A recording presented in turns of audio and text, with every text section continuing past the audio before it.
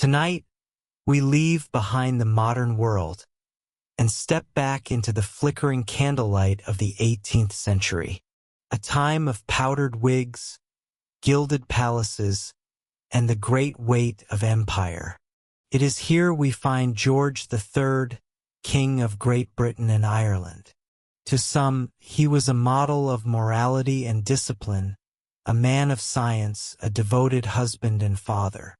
To others, he was the tyrant who lost America, the stubborn monarch who refused to bend, the despot mocked in pamphlets and plays. But history remembers him by another name, the Mad King, a ruler cursed by an illness that clouded his mind, broke his dignity, and left him to wander in shadows. This is not just the tale of a king, it is the tale of a man undone by forces beyond his control. A tragedy written in whispers, in screams, and in silence. Let us begin the story of King George III. George William Frederick was born in 1738, in a dynasty marked by excess. The Hanoverian kings before him were men of indulgence, drinkers, gamblers notorious for their affairs. But George was different. From boyhood, he was serious, quiet, and remarkably studious. He devoured books, fascinated by astronomy, agriculture, and the natural sciences. Where other princes played, George observed the stars. Where others courted scandal, George preferred duty. He was shy, sometimes awkward, but there was a depth to him that marked him as unique among his line. In 1760, at just 22 years old, George ascended the throne. His grandfather, George II, was gone, and Britain, a growing empire stretched across oceans, now looked to a very young monarch. George was determined to rule with virtue. He was not like his predecessors. He declared openly, "I glory in the name of Britain." He would be a national king, not a foreign prince. Soon after, he married Princess Charlotte of Mecklenburg-Strelitz, a quiet German princess who shared his values. Their marriage was not one of passion, but of stability. In her, George found a partner for the long road ahead. Together, they would raise 15 children. For many years, George appeared the very picture of a perfect king. He was devout, attending church with sincerity. He was frugal, disdaining the extravagance of other monarchs. And he was deeply involved in matters of state, eager to prove himself capable. The people admired him. In these early years, George III was not the mad king of legend. He was a ruler who seemed destined to guide Britain through glory. But destiny, as history often reminds us, is never so kind. The king's greatest trial came not from within Britain, but from across the Atlantic. The American colonies, long loyal, had grown restless. Taxes, trade restrictions, and the distant rule of Parliament stirred resentment. George saw this as rebellion against lawful authority, a direct insult to the crown. He would not yield. To George, the colonies were Britain's children, and children did not dictate terms to their father. The storm gathered, the muskets were loaded, and soon the American War of Independence erupted. As the war raged, across the ocean George was cast in a new light. In pamphlets, newspapers, and fiery speeches, he was denounced as a tyrant, a despot, a madman who sought to chain free men. When the colonies won their independence, it was George who bore the humiliation. The empire shrank, and the king was mocked in London's taverns and abroad. Yet through it all, George remained stubborn. He would never accept that his authority could be challenged. This was his strength, and soon, it would also be his downfall. By the 1780s, something strange began to stir within the king. At first, it was small. A nervous energy in his speech, a rapid flow of words that tumbled one after another. He would speak for hours without pause, his courtiers nodding politely while exchanging uneasy glances. His hands trembled. His moods shifted without warning. At times, he was cheerful and energetic. At others, furious and suspicious. Doctors were summoned, but in the 18th century, medicine had few answers. They could only observe and whisper behind closed doors. The court began to murmur. Something was not right with His Majesty. Then came the fits. In one notorious episode, George talked endlessly for hours, his words spilling so fast that even his attendants could not understand him. He foamed at the mouth, shouted obscenities, and fell into convulsions. Another time, he screamed in agony as if invisible forces clawed at him, until his voice was hoarse.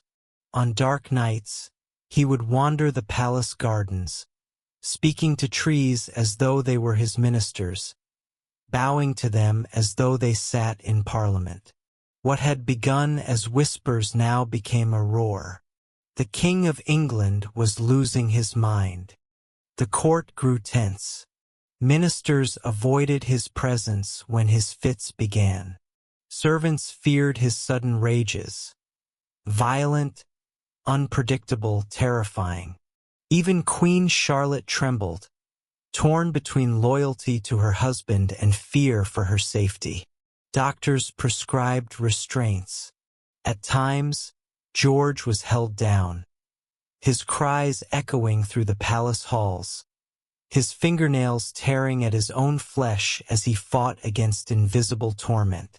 Behind closed doors, Parliament whispered of a regency. For how could a nation, an empire, be ruled by a man who spoke to trees and screamed at ghosts? The king's madness was no longer a secret whispered in candlelit corners. It was a matter of state. Ministers found themselves divided. Some argued that George could recover, that his episodes were temporary storms which would pass. Others insisted the nation could not endure uncertainty at its heart. The Prime Minister, William Pitt the Younger, stood loyal. He believed in George, or perhaps he feared the alternative. A new ruler with different loyalties, different allies. But opposition leaders saw an opening. If the king could not govern, then power must pass elsewhere. And so all eyes turned to the Prince of Wales, George, the king's eldest son. Where his father was stern and pious, the prince was indulgent and flamboyant.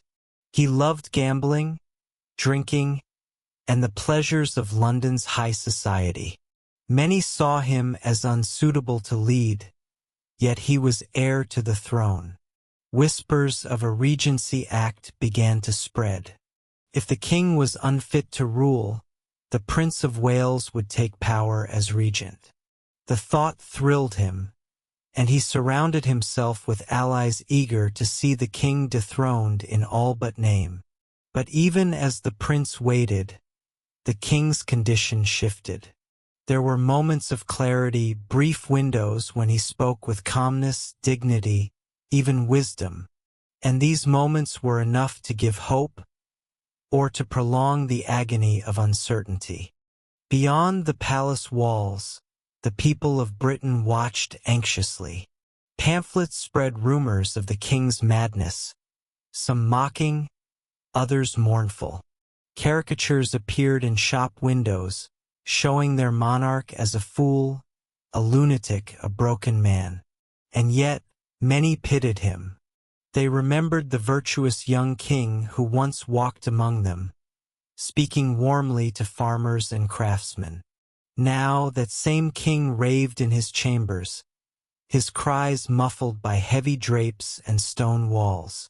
The nation held its breath, caught between loyalty to a king slipping into darkness and fear of the prince who might replace him. The empire stood on a knife's edge. In the grip of his illness, George spoke without end. Words poured from him in an unstoppable flood, disjointed, frantic, and often incomprehensible. He leapt from one subject to another: politics, scripture, farm crops, the stars above.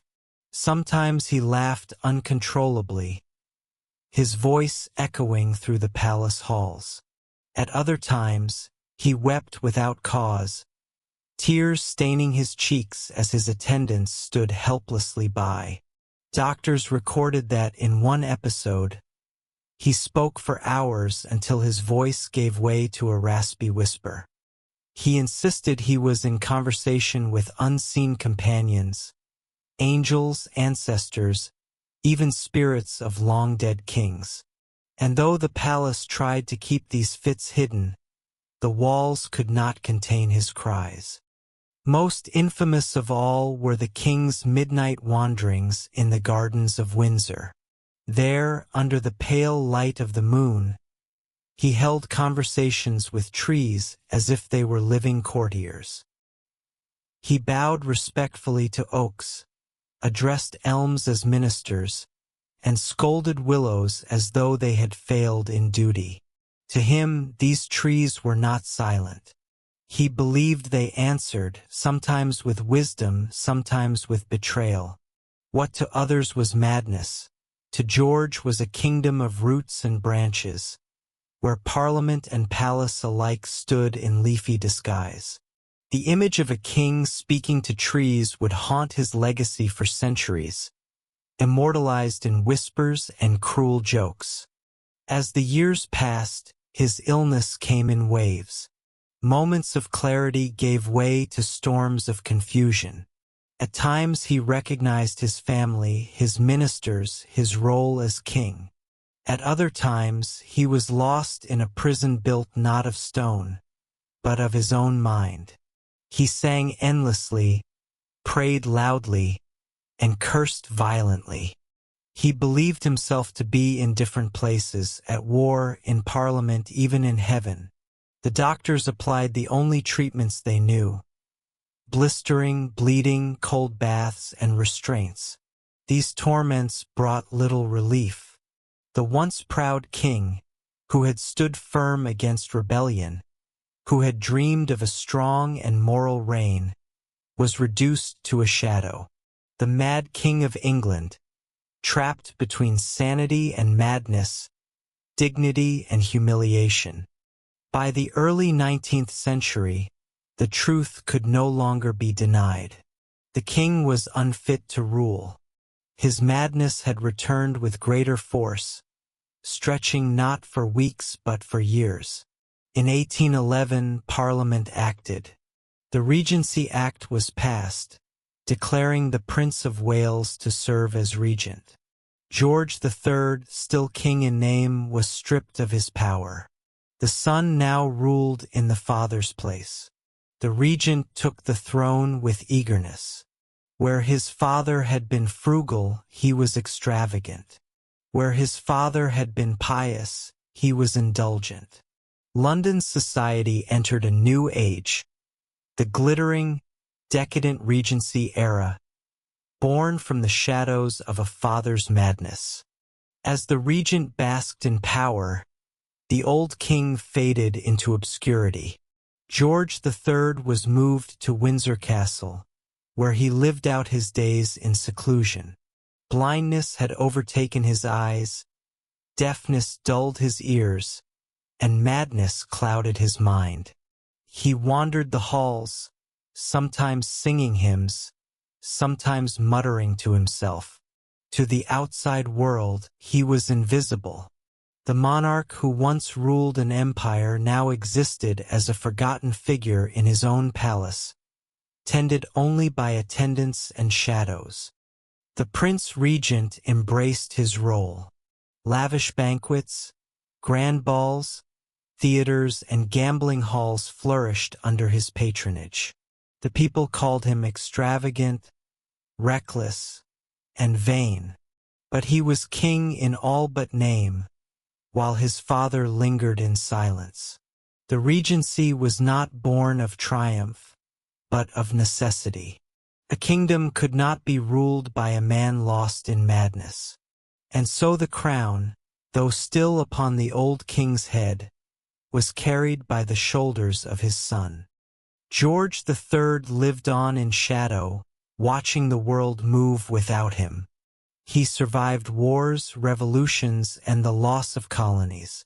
Yet in his final years, he saw little of triumph, only the echo of a mind that once shone brightly, now dimmed by illness. His children, now grown, were his visitors. But the man they loved was often lost to strange fits, rambling speech, and visions that terrified even those closest to him. The palace halls echoed with his mutterings, a constant reminder of the king who had once commanded an empire. In 1820, George III passed away. 62 years of life, 60 years of reign, though much of that time was spent imprisoned in his own mind. History remembers him as the Mad King of England, a monarch who lost America, who raged and raved, who spoke to trees and shadows, and whose empire endured even as he faded. Yet beyond the madness, there was a man devoted to duty, to his family, and to the ideals of a king who believed he could rule wisely. George III's life is a reminder of the fragile line between power and vulnerability, between genius and madness, between the crown and the man beneath it.